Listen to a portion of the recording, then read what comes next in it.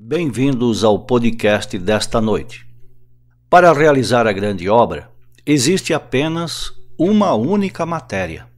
Essa matéria é denominada de mercúrio. O que é, ou vem a ser, o mercúrio? É a semente ou esperma cozido e recozido dos metais. Apenas para lembrar, a palavra metal, em alquimia, significa corpo. Os metais alquímicos são nossos próprios corpos internos. O grande alquimista Arnold de Villanueva afirma que o mercúrio é o gerador dos diversos metais no seio da Terra, segundo o grau de sulfuração. Traduzindo esse axioma para a linguagem comum e corrente, já que não estamos mais vivendo sob a ameaça de fogueiras e bárbaras inquisições, temos a seguinte expressão: os corpos existenciais superiores são criados mediante o fogo de Kundalini que jaz em nosso interior.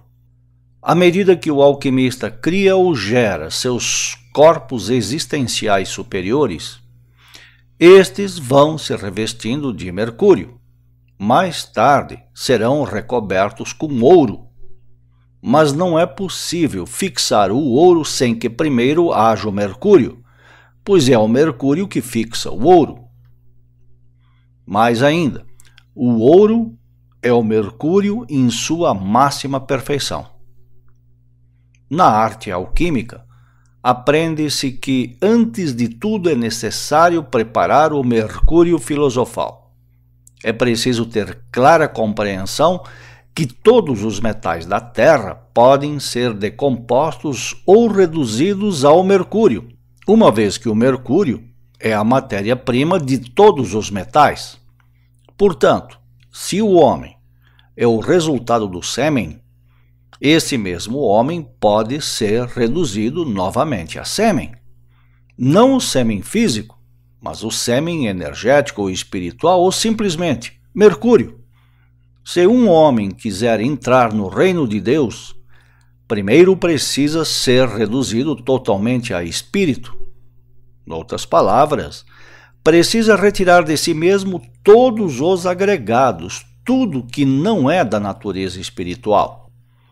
Se eu tenho uma estátua de metal com a forma de animal, e quiser mudar sua forma para a aparência humana, necessito derretê-la ou submetê-la ao fogo, ou seja, reduzi-la à matéria-prima, decompondo-a a seus próprios elementos fundamentais. Em seguida, posso modelá-la com a nova forma.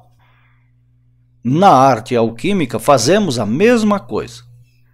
Primeiro, decompomos o homem à sua matéria-prima, qual seja o mercúrio, com o qual fomos elaborados no ventre de nossa mãe. Portanto, temos aqui o reto entendimento da chave Vitrio: descer ao interior da Terra para mudar a natureza das coisas. E ali então encontraremos o que estamos buscando. O fermento alquímico é nossa alma.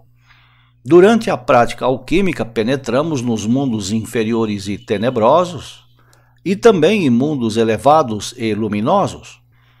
É da chama das paixões que retiramos a luz espiritual. Todo alquimista aprende a separar o sutil do espesso e o seco do úmido. É assim que o corpo se transmuta em espírito e o espírito em corpo. A arte alquímica ensina que a água é o solvente universal. Essa água bendita é o mesmo mercúrio que dissolve todos os metais da Terra. Uma vez que tudo seja dissolvido e reduzido à matéria-prima, pode-se então dar uma nova forma. O grande problema, o maior de todos os problemas que encontramos hoje na vida prática, é a falta de entendimento e compreensão que paira nos ambientes das pseudo-escolas esotéricas e iniciáticas. Nesses locais, fala-se muito em evolução, sublimação, transmutação. No entanto, os pseudo-esoteristas não se dão conta que é impossível modelar um novo homem sem primeiro reduzi-lo à sua matéria-prima. E isso somente é possível mediante a aplicação prática e concreta dos princípios alquímicos em nossa vida diária e corrente. Como fazer isso? De maneira simples e direta. É preciso tornar-se casto, jamais desperdiçar o mercúrio ou a água bendita. Primeiro temos que reduzir todos os metais à sua matéria-prima para depois transmutá-los até serem transformados em puro ouro. Entretanto, nos ambientes das atuais escolas pseudo-iniciáticas e pseudo-esotéricas, ninguém conhece, ou se conhece faz pouco caso, a imperiosa condição sine qua non da arte alquímica. O mestre Samael é enfático sobre esse aspecto.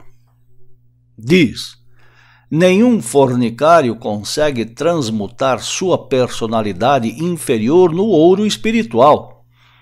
Por isso, todos esses incircuncisos, sátiros e fornicários do esoterismo fracassam. É a água bendita, o mercúrio sagrado, que purifica, limpa, fortalece e dá vida. Quando expulsamos ou eliminamos de nosso corpo a pedra sagrada, a semente sexual masculina ou feminina, nos condenamos à morte, segunda morte ou morte espiritual. Jamais nessa condição poderemos gerar o rei ou a rainha, coroado com o diadema vermelho. A partir do momento que o alquimista passa a reter em si mesmo seu próprio mercúrio, se dá a concepção.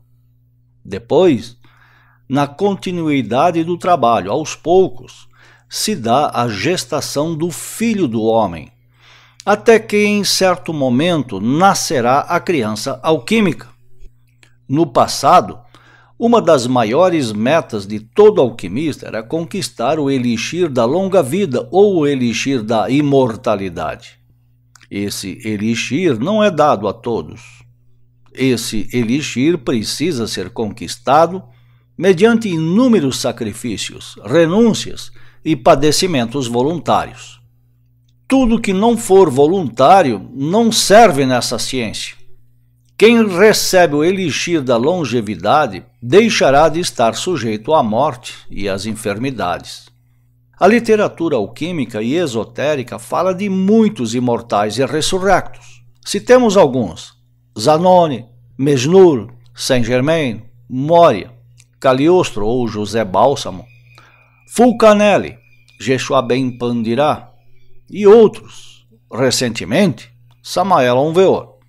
Porém, antes que alguém possa receber o elixir da imortalidade, precisa trabalhar com o magistério do fogo ao longo de muitos anos. Não existe um tempo certo para terminar ou concluir a grande obra. Isso é muito variável. Depende dos propósitos e da vontade do Sol e da Lua, que formam o sagrado casal celeste, o pai e a mãe de todos os metais. É desses dois astros que depende todo o magistério do fogo. Em nosso mundo, o homem e a mulher são os pais de nossa humana personalidade, os quais precisam ser transmutados em puro ouro espiritual. O ouro espiritual precisa ser retirado das profundezas do homem e da mulher. Para tal, o recipiente alquímico precisa estar bem fechado, para que nada se perca. Toda a operação se resume em submeter os metais ao calor e à pressão. Calor e pressão são criados em nosso laboratório interior a partir da união sexual entre homem e mulher, sem que a matéria-prima seja desperdiçada. Até aqui nossas palavras desta noite. Voltaremos em instantes para responder as perguntas e comentar as questões que nos forem apresentadas. Muito obrigado. Paz inverencial.